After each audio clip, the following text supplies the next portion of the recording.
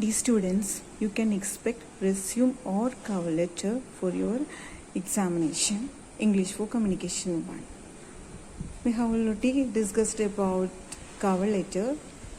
You can refer page number 90, 91 and 92 in your textbook from words to deeds.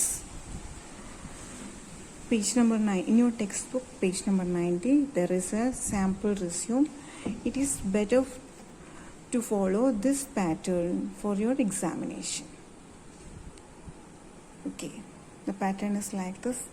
Top left side, name is in bold letters, then name, address, email, mobile number. ഇത്രയും must ആയിട്ട് കൊടുക്കണം. Because resume എന്ന് പറയുമ്പോൾ ഏറ്റവും easy ആയിട്ട് നമ്മുടെ contact details ഏറ്റവും easy ആയിട്ട് നമ്മുടെ എംപ്ലോയർക്ക് കിട്ടുന്നതിന് വേണ്ടിയിട്ടാണ്. So name, address, communication details also, email and phone number, ഇത്രയും ഏറ്റവും ടോപ്പിൽ കൊടുത്തിട്ടുണ്ട് ലെഫ്റ്റ് സൈഡിൽ. Then objective 1 or 2, you can write 1 or 2 objective to function effectively in an organization, contribute to its growth, to deliver. അത് common ആയിട്ട് എല്ലാത്തിനും use ചെയ്യാവുന്ന ഒരു ഒബ്ജക്റ്റീവാണ്. Then to constantly upgrade my knowledge and skills and make a difference in whatever I do. ഇത് രണ്ടും common ആയിട്ട് എല്ലാ റെസ്യൂമിലും യൂസ് ചെയ്യാവുന്ന ഒബ്ജക്റ്റീവ്സ് ആണ്. So first topic objective, side heading ആയിട്ട് ഒബ്ജക്റ്റീവ് കൊടുക്കുക, ഒരു 2 ഒബ്ജക്റ്റീവ്സ് കൊടുക്കുക, ഏതെങ്കിലും 2 നോക്കി വയ്ക്കുക. Second, professional experience. ഇപ്പോൾ ക്വസ്റ്റ്യൻ പേപ്പറിൽ എക്സ്പീരിയൻസ് ചോദിച്ചിട്ടുണ്ടെങ്കിൽ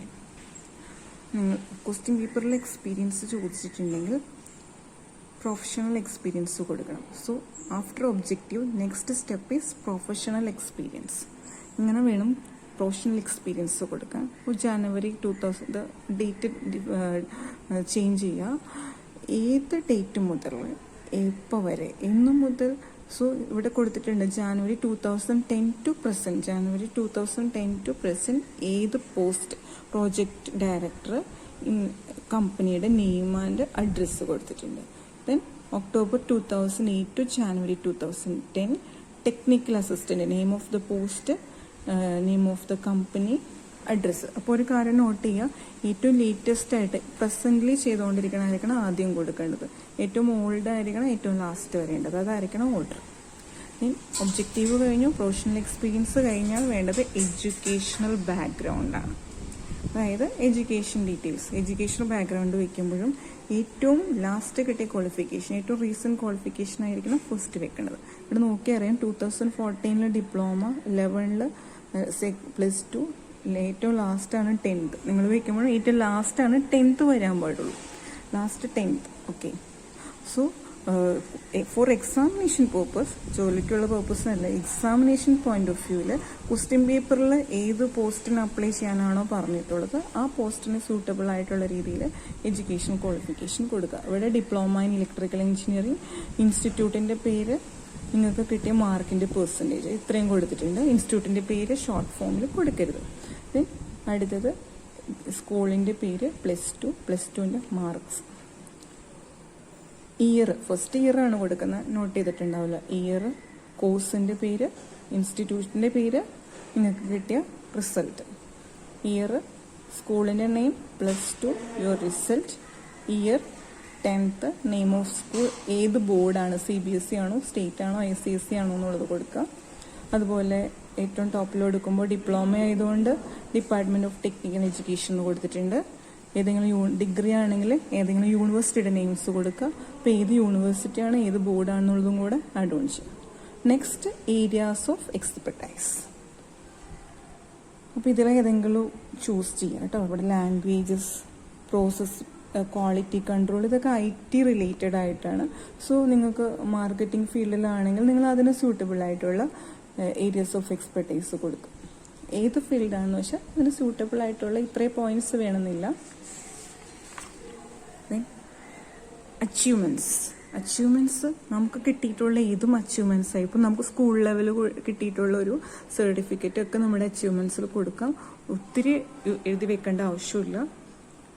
ഇതുപോലെ 3, 4 ഒക്കെ മതി. ഇത്രയൊക്കെ ഇവിടെ example have participated in various sports and athletic events ഇതൊക്കെ കൊടുത്തിട്ടുണ്ട്. സ്കൂളിൽ സ്പോർട്സിൽ പാർട്ടിസിപ്പേറ്റ് ചെയ്ത് prize achieved prizes, member of technology club, scholarship എന്തെങ്കിലും കിട്ടിയിട്ടുണ്ടെങ്കിൽ അത് അച്ചീവ്മെൻറ്റ്സിൽ കൊടുക്കാം. ഓക്കെ, ഏറ്റവും last personal information, date of birth, gender, father's name, mother tongue, nationality, marital status, languages known. പിന്നെ ഏറ്റവും ലാസ്റ്റ് റെഫറൻസ് കൊടുക്കണം. അതായത് നമ്മൾ ഈ പറഞ്ഞ ഡീറ്റെയിൽസ് കറക്റ്റ് ആണോ എന്ന് പറയുന്നത് ആരെ കോണ്ടാക്ട് ചെയ്യണം. ശ്രീ ധന്മൂർത്തി റാവു, പൊസിഷൻ കൊടുക്കണം, ഏത് കമ്പനിയിലെ ഹെഡാണെങ്കിൽ കമ്പനിയുടെ പേര് കൊടുക്കുക, ഫോൺ നമ്പർ എഴുതുക. എന്തെങ്കിലും ഒരു ഫോൺ നമ്പർ യൂസ് ചെയ്താൽ മതി. അടുത്ത ആൾ ഇപ്പോൾ നിങ്ങളുടെ സ്കൂൾ പ്രിൻസിപ്പളിൻ്റെ പേര് ഏതെങ്കിലും പേര് വെച്ചിട്ട് പ്രിൻസിപ്പളിന് വയ്ക്കാം, ഇൻസ്റ്റിറ്റ്യൂട്ടിൻ്റെ പേര് വയ്ക്കാം.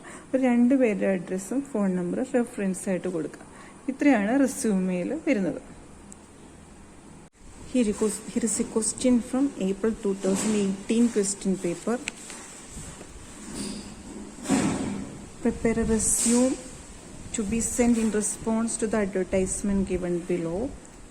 In the Hindu dated 28 September 2017, Machine Magic Private Limited, Bangalore, a reputed company that produces home appliances, is looking for young and smart engineer in the production wing.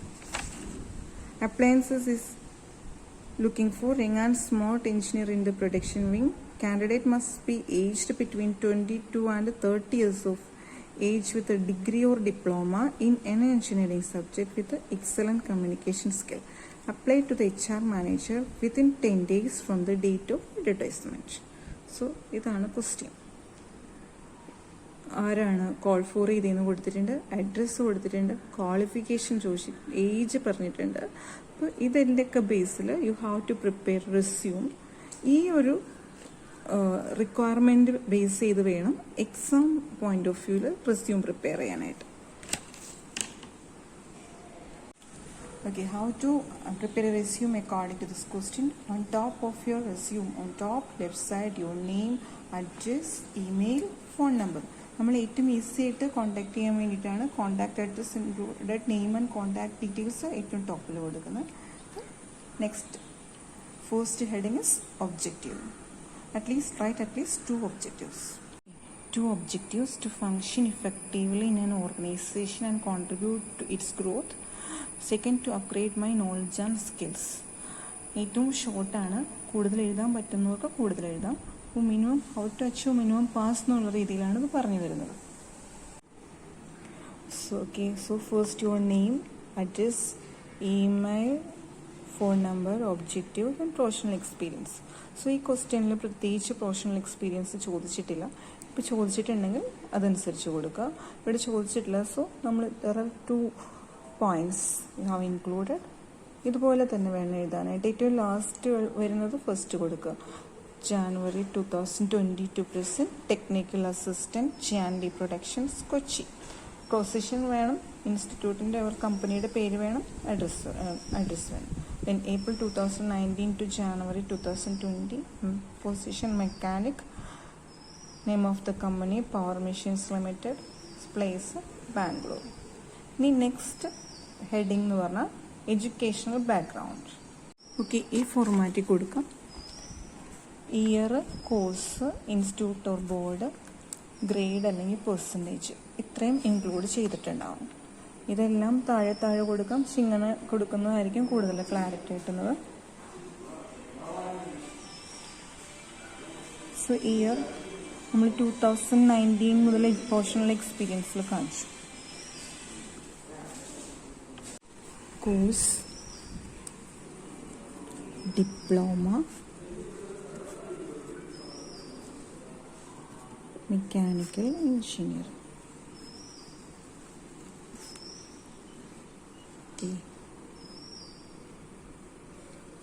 Institute,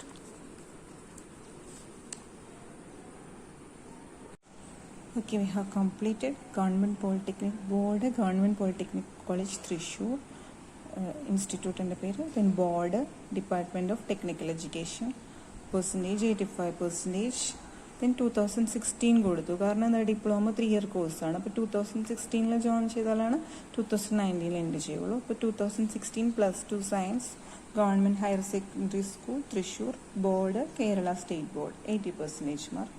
പിന്നെ നമ്മൾ 2014 കൊടുത്തു, ബിക്കോസ് +2 2 ഇയർ ആണ്. So 2014 10th standard, government high school Kozhikode, Kerala state board. CBSE എഴുതാം, SEC എന്ത് വേണമെങ്കിലും വയ്ക്കാം. 90% mark. So diploma വരെ ഉള്ളതുകൊണ്ട് കണ്ടോ, 10th ആണ് ഏറ്റവും ലാസ്റ്റ് വന്നിരിക്കുന്നത്. ഏറ്റവും റീസെൻ്റ് ആയിട്ട് കിട്ടിയത് ഡിപ്ലോമ ഫസ്റ്റ് കൊടുത്തു, ദെൻ +2, ഏറ്റവും last 10th standard. After education background, the next topic is areas of expertise. So write it according to the question. Strong presentation skill, creative problem solving, strong communication, quality control. Then next heading, achievements. How participated in various sports and athletics and won prizes in school level, recipient of Vishweshwaraya Memorial Scholarship, member of Technology Club. So any 3 maximum.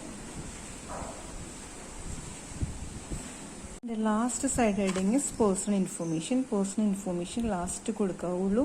നമ്മുടെ name and communication address നമ്മൾ on ടോപ്പിൽ കൊടുക്കുന്നുണ്ട്. Then no need to give personal information at the beginning of the resume. So the last side heading, personal information, date of birth. ഒരു date of birth കൊടുക്കുക. Gender female കൊടുത്തിട്ടുണ്ട്. Mother tongue Malayalam. Nationality Indian, nationality Indian കൊടുക്കുക. Then marital status, that means വിവാഹിതരാണോ അല്ലയോ. Single, married ആണെങ്കിൽ married എന്ന് കൊടുക്കണം. Languages known, Malayalam, Kannada, English. For എക്സാമ്പിളാണ്. റെഫറൻസസ്. ലാസ്റ്റ് റെഫറൻസസിൽ നെയിം വേണം, ഡെസിഗ്നേഷൻ വേണം, ഇൻസ്റ്റിറ്റ്യൂട്ടിൻ്റെ പേര് വേണം, ഫോൺ നമ്പർ വേണം. ഇവിടെ ശ്രീ ധ്യാൻ റാവു, ഹെഡ് ഓപ്പറേഷൻസ്, അതാണ് പൊസിഷൻ. പവർ മെഷീൻസ് ലിമിറ്റഡ്, നമ്മൾ പ്രൊഫഷണൽ എക്സ്പീരിയൻസ് വെച്ചിട്ടുള്ളൊരു കമ്പനിയുടെ പേര് തന്നെയാണ്, ബാംഗ്ലൂർ എന്ന് വെച്ചു. ഇനി മൊബൈൽ നമ്പർ. പിന്നെ second, doctor Vijayalakshmi R, principal, government polytechnic college, Thrissur.